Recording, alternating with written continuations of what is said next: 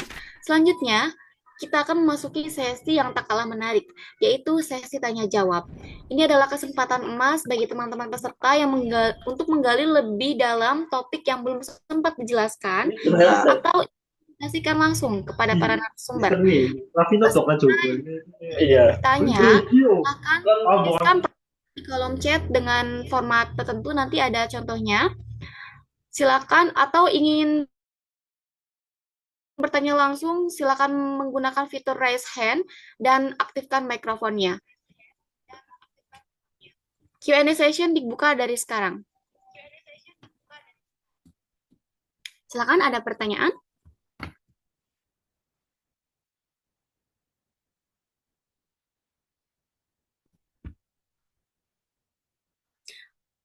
Oke, kita sudah mendapatkan pertanyaan pertama dari Kak Fahmi. Pertanyaan ini ditujukan kepada Bunda Rimali. Pertanyaannya adalah, Bu, kenapa SLC sekarang sepi phishing, manuf apalagi servis? Apa karena banyak PMI kabur dan berbuat masalah yang banyak pindah kerja baru beberapa bulan atau ekonomi Korea lesu apa gimana, Bu? Bagaimana Ibu Rima? Sudah siap untuk menjawab? Iya, dengar ya suaranya sebentar ya. Saya lagi sama handle kerjaan lain, mohon maaf. Eh, untuk masalah seperti itu, mungkin salah satu faktor mungkin keadaan Korea yang beberapa bulan yang lalu itu kurang bagus juga ya, karena situasi politiknya yang kurang bagus, mungkin juga mempengaruhi ya.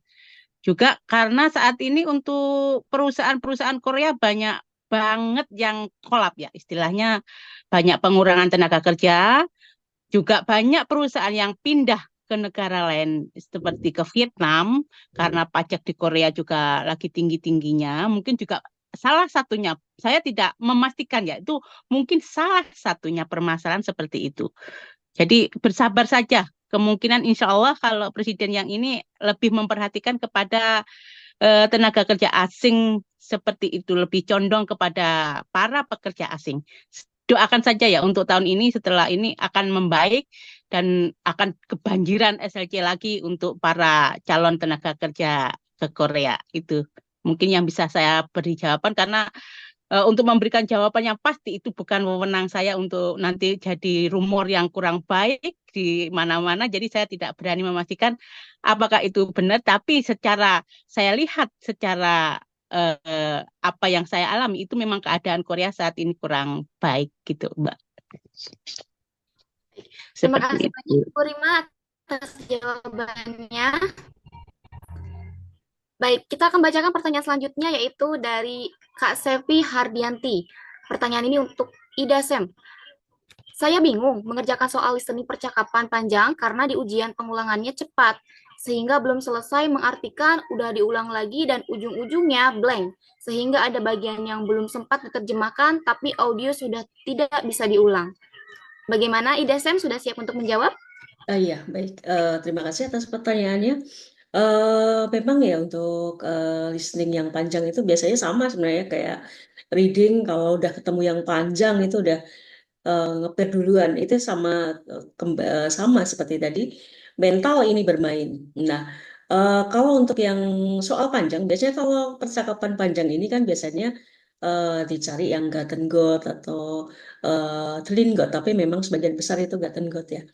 Nah, di situ usahakan sebelum apa namanya percakapannya ini diputar, usahakan nyepil dulu jawabannya gitu. Jawabannya apa sih? Minimal dapat gambaran besarnya dulu ya. Oh, ini tentang eh, topik A gitu. Nah, kemudian jangan selesai listening selesainya semua baru ke jawaban gitu. Hilang semua. Apalagi kalau apa namanya tidak begitu konsentrasinya hilang sedikit itu sudah ambiar ya. Kemudian kalau menurut saya terlalu cepat sih enggak. Biasanya yang terlalu cepat itu try out. Try out itu ada yang ngambilnya itu dari sumber yang apakah mungkin dari apa dibuat sendiri gitu ya. Itu terlalu cepat memang. Tapi kalau yang di soal yang diujikan saya rasa standar sih, tidak terlalu cepat, tidak terlalu lambat. Kemudian yang penting adalah tadi kembali lagi ke intonasi, dikenali. Apakah itu kalimatannya, ataukah itu kalimat ajakan, atau kalimat itu perintah seperti itu. Kemudian juga di bagian eh, tata bahasa ya, apakah itu lampau, 했어요 beragamnya, atau 할 거예요 gitu. Nah, biasanya kan yang dimainkan jawabannya kan di situ ya. Tadi bilangnya 했어요, di pilihan jawabannya 뭐뭐시가 할 거예요 이렇게. Seperti itu. Jadi kembali lagi kalau listening sebenarnya kalau saya perhatikan soal listening itu tidak serumit reading gitu. Soalnya lebih mudah, tapi karena memang berupa audio, jadi biasanya memang ngeper duluan. Kembali lagi ke masalah mental. Jangan kalah dulu sebelum bertanding gitu. Itu aja sih mungkin semoga membantu ya. Baik. Terima kasih kepada Ida Sem atas jawabannya. Selanjutnya kita akan bacakan pertanyaan berikutnya, yaitu dari Bambang Jogja untuk Sem Winda. Pertanyaannya, Kak, waktu praktek ngajar bahasa Korea ke pemula, teknik apa yang paling efektif untuk bikin mereka cepat ngerti dasar? Bagaimana, Sem Winda? Sudah siap menjawab? Ya, udah siap. Baik, silakan dijawab. Jadi biasanya yang saya terapkan dalam murid-murid saya itu kalau misalkan masih pemula, masih dalam tahap belajar itu untuk hafalan kosakatanya saya sesuaikan dengan visual langsung. Misalkan kayak mul gitu ya. Itu nanti saya juga menunjukkan airnya gitu ya. Mul juseo, tolong tolong airnya gitu kan. Atau cek. Nanti saya juga akan membawa membawa buku gitu ya. Biasanya kalau misalkan seperti itu nanti kan apa itu otaknya itu akan cepat cepat mengingat gitu biasanya. Atau kaitkan dengan kehidupan sehari-hari, misalkan kayak di jalan ada motor itu nanti bahasa Korea kan itu bahasa Koreanya apa gitu. Biasanya seperti itu sih saya. Oke, baik. Terima kasih atas jawabannya, Sem Winda. Berikutnya masih ada pertanyaan, yaitu dari Julfikar Andreas untuk Dita Sem. Pertanyaannya adalah, cara mudah memecahkan soal kalimat sambung seperti kata tetapi, kemudian, dan sehingga. Bagaimana, Sem Dita? Sudah siap untuk menjawab? Ya, oke. Untuk memecahkan soal kalimat sambung seperti oh, oke. Maksudnya konjungsi ya, mungkin ya kata hubung ya kayak gereso, geronde, gerona gitu ya. Oke. Untuk model seperti itu biasanya bentuknya dibinkan di bagian soal rumpang. Kita lihat dulu apakah biasanya di dalam pilihan jawaban antara gereso, geronde, gerojiman, geronika itu biasanya akan ada yang sama. Jadi kalau seandainya ada yang sama itu keuntungan bagi kita. Misalnya Grona dengan Gronika apa misalnya Gronde, Grojiman misalnya. Itu kan sebenarnya artinya sama-sama tetapi ya. Jadi kalau sudah Gronde, Grojiman itu kemungkinan kan si Grojimannya nggak akan kepakai. Karena dia artinya sama dengan Gronde kayak gitu. Maka itu sudah bisa tereliminasi. Itu salah satu tipsnya adalah lihat dulu atau Greso, Gronika itu kan sama ya. Jadi kalau sudah muncul kok sama dua antara Greso dan Gronika, maka eliminasi saja dua itu. Itu sudah membantu kita meminimalisir jawabannya karena itu sama. Jadi nggak mungkin gitu. Kemudian kita pahami kalimatnya. Kalau kita menggunakan tetapi, maka kalimat itu tidak akan sama. Kalimat yang depan itu biasanya sesuatu yang positif, dengan yang kalimat belakang itu negatif. Itu bisa banding. Tetapi, Greso itu berarti oleh karena itu tuh sebab akibat. Sebabnya apa? Misalnya, Ona acime bika mani wasen. Pagi ini turun hujan, sebabnya. Momo hakyoe mukam. Tidak ke sekolah misalnya. Berarti akibatnya. Maka dia menggunakan greso. Jadi kita pahami dulu ini bentuknya apa? Apakah sebab akibat? Misalnya greto. Meskipun begitu berarti kayak dia ada usaha gitu ya, ada denyok, tapi hasilnya biasanya tetap negatif. Ada sesuatu yang tidak sesuai dengan yang ada di depan, itu bisa menggunakan greto. Jadi kita harus memahami dulu inti dari kalimatnya. Tips yang pertama tadi adalah dicari yang sama dulu. Kalau misalnya memang dia udah sama, itu nggak mungkin. Kita sudah meminimalisir gitu ya, ke arah yang mana. Terus kita pahami dia bentuknya seperti apa. Kalau kalimat depan dan belakang itu kok bertentangan, bisa menggunakan tetapi, gerotjiman atau Verona gitu ya. Tapi kalau dia nanti apa namanya bentuknya sebab akibat, kita bisa menggunakan gereso atau geronika. Itu salah satu tipsnya. Jadi memang kita harus paham untuk kalimatnya. Begitu, Mas siapa tadi ya? Semoga menjawab. Terima kasih. Baik, terima kasih Dita Sem atas jawabannya. Selanjutnya kita dapat pertanyaan dari penonton di TikTok ini ya. Untuk Makoto Sem, bagaimana caranya menyelesaikan pertanyaan Mitchell yang opsinya mirip-mirip? Seperti itu Makoto Sem. Ya, Silakan untuk dijawab. ya, terima kasih pertanyaan dan pertanyaannya. Sebenarnya tadi sudah dipaparkan oleh Dita Sem ya, Mijukin Bubun. Nah, caranya tuh ya tadi tergantung tipe Mijukin Bubunnya kayak gimana. Apakah yang membedakan itu bagian pelekatan tata bahasanya? Jadi kita amati dulu pertama, kalau yang ditekankan pada pelekatan tata bahasanya salah atau benar, ya berarti kita harus menguasai itu aturan pelekatan si tata bahasa tersebut. Misalnya tadi el koeo, bentuk akan ya. Jadi kita harus hafal dulu nih aturannya. Oh, jika ini melekat di kata kerja konsonan, el koeo. Jika vokal, real koeo. Bacim real, hilangkan dulu. Ketemunya real koeo. Jadi seperti itu. Terus bilkyuciknya apa saja nanti yang ikut. Nah, karena rumus ini diawali vokal, ya berarti jika bilkyucik akan jadi real. Tambahnya lengkap el koeo, biar bilkyucik jadi u. Tambahkan real koeo. Nah, seperti itu salah satu cara mengatasinya ya memang kita harus menguasai dulu bahannya. Itu kan sebenarnya kan ketika kita mengerjakan soal itu aplikasi dari apa sih selama ini yang kita pelajari kan sebenarnya gitu. Ya itu memang harus seperti itu kalau micucin bubun ya. Yang kedua tadi kan yang pertama adalah pelekatan tata bahasa. Yang kedua kadang yang disalahkan itu bukan masalah pelekatan tata bahasanya tapi kata yang pasangannya. Pokoknya udah sama kayak yang nerangin di Tasem tadi ya. Misalnya kayak ondo. Ondore belakangnya misalnya jiloyo. Nah, ondo itu kan suhu. Jileteh itu kan artinya meneriakkan. Kan nggak mungkin ya meneriakkan suhu. Nah, kan seperti itu ya. Pokoknya yang seperti itulah ya. Intinya seperti itu. Jadi harus hafal kosakata. Kalau yang dibedakan kosakata, udah hafal pasangannya gitu. Kemudian kalau tata bahasa ya harus hafal tuh pelekatan tata bahasanya dan aturannya. Misalnya nanti kayak pengantar kalimat ya, nende. Nah, nende itu untuk kata kerja. Aturannya juga harus tahu dulu. Kalau kata kerja gimana? Kalau ketemu nende, konsonan vokal ya semuanya nende. Ada yang hilang nggak di situ? Ada ya, bacim real. Karena real akan hilang saat bertemu siot, nien, bip. Memang agak rumit ya, tapi harus bekerja keras memang, harus dinikmati prosesnya. Nggak ada cara cepat tadi ketika disampaikan oleh Idasem ya. Seperti itu nggak ada ya, walaupun butuh proses yang panjang kali lebar kali tinggi ya, kayak rumus luas kayak gitu memang seperti itu. Cara cepat tuh sebenarnya nggak ada. Cara cepatnya gimana? Cara cepat bisa ya kalau belajarnya konsisten. Sekali lagi gitu ya. Jadi kalau mencutin buku itu memang rumit sekali ya harus mau belajar tentang itu. Jadi oh pertama diamati dulu ya kayak tadi. Oh ternyata ada salah di bagian pelekatan tata bahasa, ada di bagian pasangan katanya saja. Kayak nanti tadi untuk kata kerja aja. Kalau kata sifat konsonan ende, kata sifat vokal ende, kata benda inde, nah harus detail seperti itu.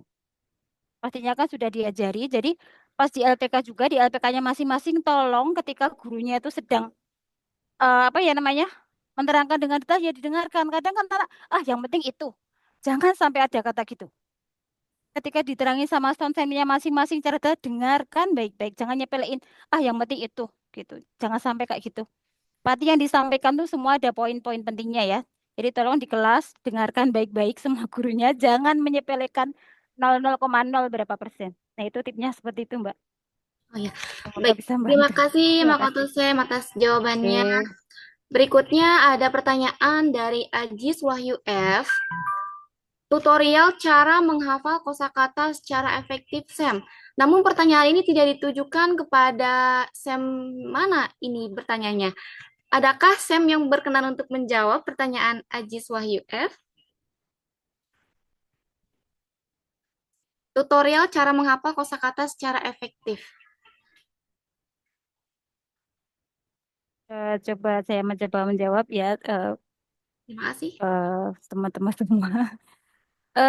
Sebenarnya kalau efektif itu caranya macam-macam dan nanti setiap orang tuh sebenarnya berbeda-beda cari cara yang terbaik. Salah satu caranya ya tadi kayak dikatakan sama Winda Sam, dengan cara ditulis, dengan cara ketika kita melihat apa langsung oh itu bahasa Koreanya ini. Kayak gitu pokoknya jadikan keseharian itu apa ya? Habitnya itu ke bahasa Korea dulu. Jangan habitnya ke yang lain dulu. Jadikan habit kosakata bahasa Korea. Misalnya, ya dengan ditarget nggak apa-apa. Misalnya sehari 5. Jangan banyak-banyak. Yang penting konsisten, intinya konsisten. Jadi yang penting konsisten jalan terus jangan berhenti. Dan ketika kita sudah ngapalin kemarin 5 nih. Kita ngapalin yang baru 5. Yang kemarin jangan ditinggal. Karena sistem otak itu, sesuatu yang kita ulang-ulang akan di skip sama otak itu. Itu udah sistemnya kayak gitu. Jadi jangan heran, kok yang tak apalin kemarin lupa? Ya iya, wong baru dilihat sekali. Kayak gitu. Nanti kalau sudah berkali-kali, isi ingatan itu udah di luar ini, di luar memori lagi. Jadi kalau udah berkali-kali itu udah hafal. Dibaca lagi juga udah bisa. Tapi kalau sudah di poin itu, misalnya cek nih, nggak dibaca lagi ya sudah hafal ya. Yang kayak gitu ya nggak perlu diulang lagi. Caranya gitu ya. Jadi kalau yang baru dibaca berapa kali, jangan langsung ditinggal. Ulang lagi. Jadi misalnya tambah 5 ya kemarin dibaca lagi. Kalau dibaca sekilas saja itu tetap ingat. Tapi kalau ditinggal sama sekali, itu bakalannya lupa. Ya. Konsisten, sedikit demi sedikit, jangan langsung sehari aku pengen target 100. Nggak bisa. Tidak bisa seperti itu. Nah, sesuaikan aja. Sesuai kemampuannya masing-masing ya per orang beda-beda. Seperti itu. Kemungkinan nanti mau ada yang menambahkan lagi dari Sonsanim yang lain. Terima kasih. Cukup di sini aja. Baik, terima kasih Mbak Sem atas jawabannya. Selanjutnya ada pertanyaan dari penonton di TikTok untuk Aruna Sem. Tips ngerjain listening soal cerita, termasuk soal yang opsinya gambar, Sem. Bagaimana Aruna Sem? Sudah siap untuk menjawab? Iya, baik. Baik, silakan. Sudah lebih. Iya. Itu pertanyaan dari atas nama siapa, Kak? Mohon maaf. Itu pertanyaan dari netizen di TikTok, Kak. Ada kita live streaming juga, jadi tidak ada username-nya. Oh, tidak ada sebenarnya lebih baik. Iya. Untuk soal listening, itu biasanya kata kuncinya ada di nomor kalimat kedua atau kalimat ketiga dari bawah. Artinya dari percakapan terakhir ya menghitungnya. Ya, kalau misalkan ada 5 atau ada 6 dialog, jadi percakapan gitu 6 kalimat, berarti biasanya kata kuncinya itu ada di nomor 2 atau di nomor 3 dari bawah, begitu untuk listeningnya. Jadi jangan artinya ambil kata kunci begitu untuk yang saya lihat, yang saya rangkum itu kata atau kalimat kuncinya ada di nomor 2 atau 3 dari bawah biasanya untuk listening begitu. Nah, kemudian untuk yang kedua, untuk latihan percakapan yang panjang, itu biasakanlah untuk membuat rangkuman begitu, ya, rangkuman yang berisi kata kunci, ya, dan terjemahan. Kemudian yang ketiga, latihan menerjemahkan gitu. Jadi setelah jadi latihannya dari 30 sampai 60 detik dulu, jangan jangan langsung lama. Jadi dimulai dari yang sederhana. Nah, itu ketika konsisten berlatih dari yang durasinya pendek, kemudian nambah begitu ya. Sama seperti hafalan, betul.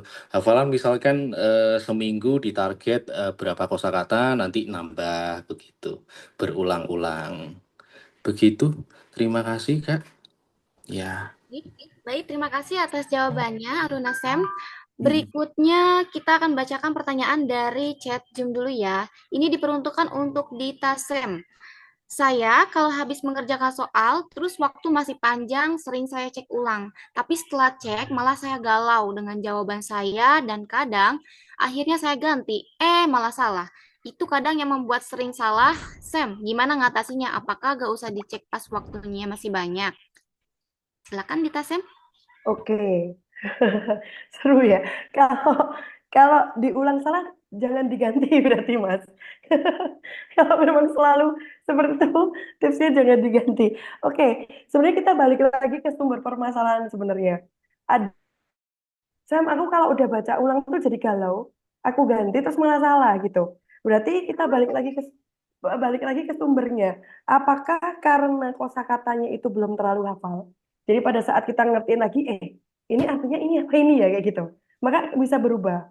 Kemudian yang kedua adalah pada saat kita mengerjakan soal yang model cerita panjang atau deskripsi panjang, itu kita tidak terframe.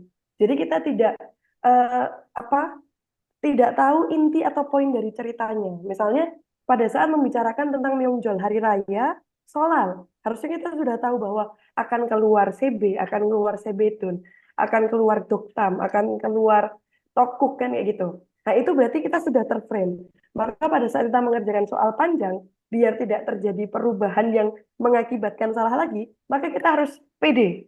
Nah, cara membuat pede apa? Kita harus tahu poin-poinnya. Kita sudah tahu bahwa kalau sudah ngomongin soal atau ada kata satu wal satu il ini sudah akan seperti ini kata-kata yang keluar.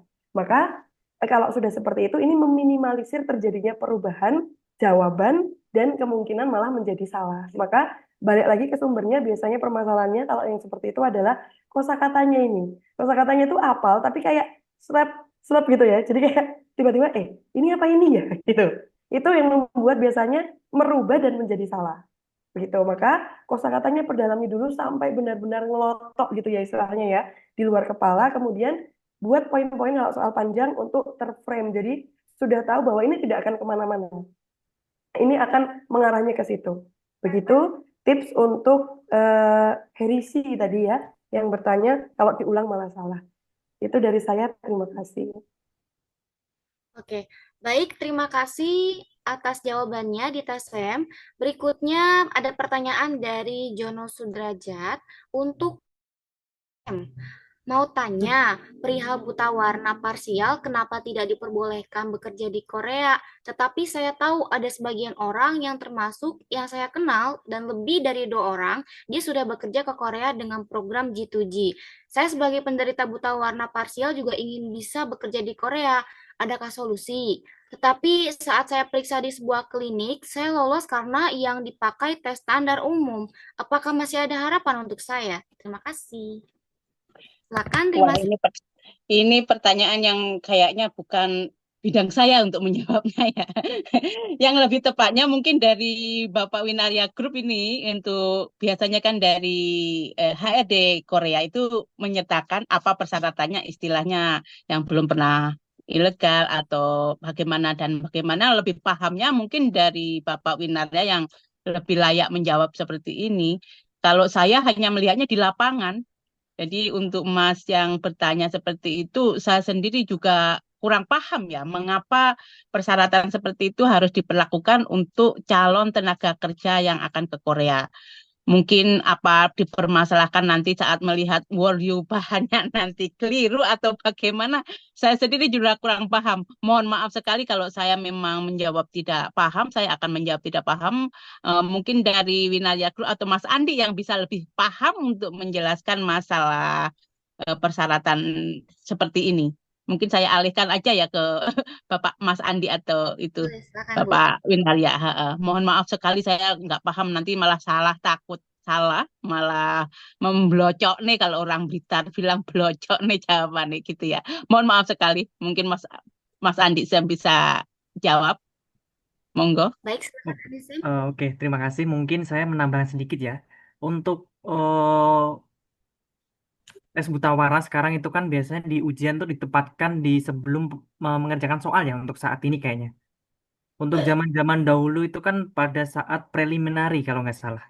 Nah, itu tuh dulu itu sudah ada buku panduannya khusus.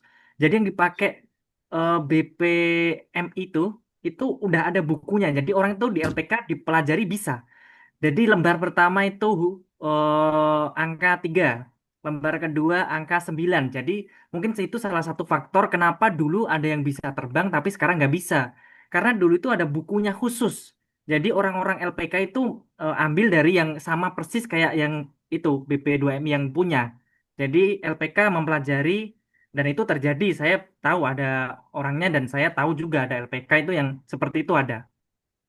Jadi mempelajari buku yang dipakai persis dengan itu ujian tesnya saat di BP2MI. Jadi memang bisa dipelajari.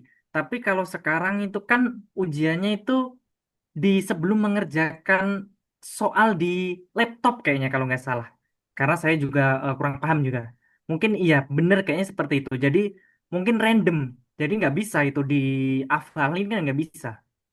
Kalau memang buta warna parsial ataupun penuh ya, ya mohon maaf karena memang salah satu persyaratan untuk lulus harus bebas dari buta warna. Entah alasannya apa karena di Korea pun saya juga bingung. Kebanyakan teman saya di sini ini satu beda kamar juga buta warna, tapi di sini udah 10 tahun lebih. Entah saya juga kurang mengerti untuk hal itu, tapi mungkin karena ada kelolosan itu mungkin dari dulu sistemnya beda dari sekarang. Jadi dulu masih bisa diakalin, kalau sekarang udah canggih memakai tablet UBT seperti ini, jadi nggak bisa diakalin karena teknologi. Itu mungkin sedikit memberikan jawaban ya, kenapa ada teman yang dulu lolos tapi sekarang udah nggak bisa lolos karena memang semakin canggihnya teknologi tersebut. Terima kasih. Baik, terima kasih Andi Sam dan Ibu Rimali atas jawabannya. Selanjutnya ini ada pertanyaan dari TikTok untuk Mbak Vika influencer. Akan tetapi mohon maaf kakak yang bertanya di TikTok, Mbak Vikanya ini sedang tidak hadir sekarang. Jadi insya Allah nanti untuk jawabannya akan panitia sampaikan kepada narasumbernya langsung dan akan dijawab melalui konten ya. Selanjutnya kita akan beralih ke pertanyaan berikutnya. Ini Semdita dapat banyak pertanyaan sekali ya ini ya. Semdita ada Boleh. pertanyaan dari Dede Irawan. Perbanyak bedah soal TO atau textbook Sem? Oke, untuk soal pilihan yang sulit ya, TO dulu atau textbook dulu? Oke, kita lihat dulu sejauh mana belajarnya. Kalau misalnya aku belajar baru bisa baca ayah oyo saya, yo textbook, jangan ke soal tryout gitu ya. Atau eh, saya belum menguasai materi buku, misalnya masih banyak yang tidak tahu, baru benar-benar bisa baca lancar, baru bisa ngitung isam sa'o hanadul setnet gitu ya. Terus kena soal tryout. Kenapa? Kenapa saya memilih untuk bagi yang benar-benar pemula itu dari textbook? Karena biasanya gini, sebenarnya kalau kita belajar step by step seperti yang disebutkan Makoto Sam tadi bahwa sabar, perlahan-lahan gitu ya. Tapi kok kita kena soal langsung, biasanya mentalnya yang akan kena. Jadi kayak, waduh ini soalnya susah banget ini. Wah ini kayaknya aku nggak bakalan bisa ini ngerjain EPS topik kayak gitu. Nah ini yang ditakutkan. Padahal kalau kita ikuti tahapannya, kita belajar sedikit demi sedikit yang sesuai dengan yang ada di buku, itu dia akan bisa kayak gitu. Maka saya lebih menganjurkan untuk textbook. Tapi bagi misalnya yang sudah pernah belajar buku lama, terus ikut ujian tahun ini misalnya, saya nggak ada waktu lagi nih misalnya, aku udah terdaftar sebagai peserta ujian misalnya kayak gitu, ini boleh langsung masuk ke tryout. Karena apa? Karena dari tryout itu nanti, karena kita sudah belajar, sudah punya materi yang cukup ya, kalau dia sudah belajar buku lama, maka dari tryout itu akan muncul mungkin kosakata baru, yang itu bisa ditandai dan dihafalkan. Jadi langsung ke prakteknya kayak gitu. Jadi dilihat lagi, kalau mau menentukan textbook dulu atau tryout dulu adalah kita di posisi mana. Kalau kita sudah punya bekal materi dari buku lama, boleh langsung tryout, tapi kalau kita memang benar-benar pemula, maka saya sarankan untuk mengikuti dari textbooknya terlebih dahulu. Begitu, semoga menjawab. Bu Desi, terima kasih. Baik, berikutnya masih pertanyaan untuk Dita Sem dari Angga Triana. Bu, apakah benar ujian per 1 Agustus pakai textbook baru itu hoax, sedangkan info tersebut ada di web HRDK? Mohon penjelasannya, terima kasih. Ini ke saya lagi, Mbak Joya. Ya, Oh, betul. oke. Oke, kemarin memang sempat bikin heboh itu ya, bahwa mulai per 1 Agustus digunakan buku textbook yang baru. Sebenarnya, teman-teman, tidak usah terlalu panik dengan hal itu. Kenapa? Karena memang kalau kita sudah belajar, materi itu berkesinambungan sebenarnya. Jadi, kalau seandainya kok yang dipelajari buku lama, waduh, berarti yang kurang di mana? Tipsnya adalah pelajari bagian yang tidak ada di buku lama. Seperti misalnya spesifik ke molding, tekstil, penambangan, pertambangan itu ya, itu kan tidak ada di buku lama. Sedangkan separuh lebihnya, apalagi buku 1, itu masih sama kok. Jadi kalau kita memang sudah menguasai buku lama, itu kita tidak perlu terlalu panik. Langsung saja ke tryout jika ketemu dengan soal pertambangan, oke, kita hafalkan kosakatanya. Kita ketemu soal molding misalnya, ya kita hafalkan. Kita ketemu soal mochi gemjong metal misalnya ya. Nah, itu berarti kita hafalkan. Si building misalnya kita hafalkan. Jadi memang tidak usah yang terlalu dipanikkan apakah ini soal lama atau soal baru. Kalau kita lihat secara kerangkanya itu hampir mirip gitu ya teman-teman. Jadi memang ini hoax atau enggak dibandingkan kita meributkan hal itu. Saya lebih menyarankan untuk persiapkan diri kalian dengan mengerjakan soal-soal yang sudah ada kayak gitu. Hanya biasanya kan terlalu sibuk untuk ya kan, oh ini salah, ini hoax, ini benar. Kita malah habis waktunya. Begitu saja dari saya. Terima kasih. Baik, masih untuk di TASEM, ini pertanyaannya ya, Sam. Sam, kita mau tanya, tips dan trik mengerjakan dari 40 soal, sebaiknya bagaimana atau mulai dari mana? Oke, 40 soal itu berarti maksudnya 20 reading, 20 listening ya. Ya, Oke, kalau pada saat kita waktu ujian, mana dulu? Karena memang pada saat ini kita dibebaskan untuk memilih apakah reading dulu atau listening dulu gitu ya. Ini tergantung dari masing-masing orang, berbeda-beda.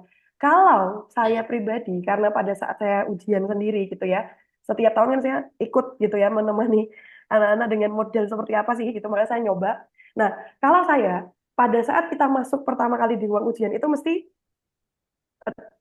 degup jantung itu berdegupnya keras. Kita groginya luar biasa. Nah, kalau pada saat kita posisi grogi, pada saat kita posisi panik gitu ya, itu kan kayak lebih panik gitu. Waduh, nanti gimana ya, soalnya gimana dan sebagainya. Modelnya gimana, ini dan sebagainya. Itu biasanya tangannya dingin, gemetar, grogi. Sedangkan listening itu musuhnya grogi.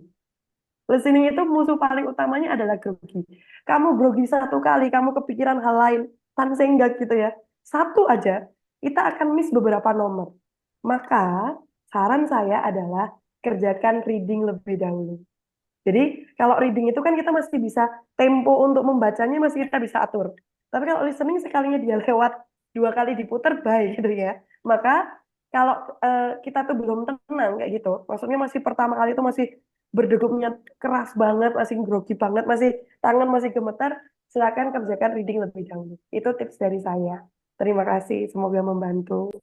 baik, terima kasih atas jawabannya di TASEM, semoga bermanfaat ya. Selanjutnya kita akan jawab pertanyaan dari Andi. Bagaimana caranya Kak untuk mengerjakan soal listening tentang mendengarkan cerita dan memilih hal yang benar? Apa saja tips dan kata kuncinya jika kosakata di listening banyak gak ketangkep? Ini sepertinya pertanyaan untuk Sam Aruna ya yang lebih spesialis. Bagaimana Sam Aruna? Siap untuk menjawab? Iya, baik. Baik. Iya, sebenarnya sama seperti yang dijelaskan oleh Ida, Sam sebenarnya. Banyak kata yang tidak ketangkep artinya tabungan kosakatanya kurang. Ya, jadi pondasi utamanya apa? Pondasi utamanya kosakata, begitu. Untuk tata bahasa bagaimana? Apakah harus dihafalkan? Iya. Untuk kosakata tidak, misalnya kosakata hafal, tapi tata bahasa tidak hafal, sama saja karena kosakata dan tata bahasa itu merupakan istilahnya pasutri ya, pasangan suami istri yang harus saling melengkapi. Artinya banyak yang nggak ketangkep, berarti apa yang salah dari saya? Artinya untuk tabungan kosakatanya masih jauh dari kata cukup begitu. Artinya pondasi utamanya kosakatanya lebih diperkaya lagi dengan cara apa? Misalkan tadi yang seperti disampaikan Ibu Ida dan narasumber lain, buatkan target tabel latihan. Ya. Kemudian yang kedua, tegas dengan diri sendiri. Misalnya hari ini saya ternyata masih hutang 5 kosakata. Kalau misalnya hutang nggak bisa dilunasi pada hari itu, coba tegas dengan diri sendiri, tambah 5 atau 10 kosakata. Ya, artinya banyak yang ketangkep, latihan listeningnya masih kurang begitu. Terima kasih. Baik, terima kasih Aruna Sem atas jawabannya. Berikutnya ada pertanyaan dari Jono Sudrajat, tata cara untuk mengajukan dan tahapan program visa D4 dari Indonesia dan cara sampai bisa bekerja di Korea dengan visa D10. Baik, untuk Kak Jono Sudrajat, pertanyaan ini sepertinya lebih spesifik untuk Semfika ya, namun Semfikanya sedang tidak hadir, jadi untuk pertanyaan ini akan kami jawab melalui video atau konten di akun Winaya. Jadi jangan lupa follow dan stay tune terus di akun Winaya Group ya. Oke, baik. Selanjutnya, oh tidak ada pertanyaan lagi ya? Baik, kalau masih ada pertanyaan lagi, kita buka satu pertanyaan lagi. Mungkin masih ada yang mau bertanya?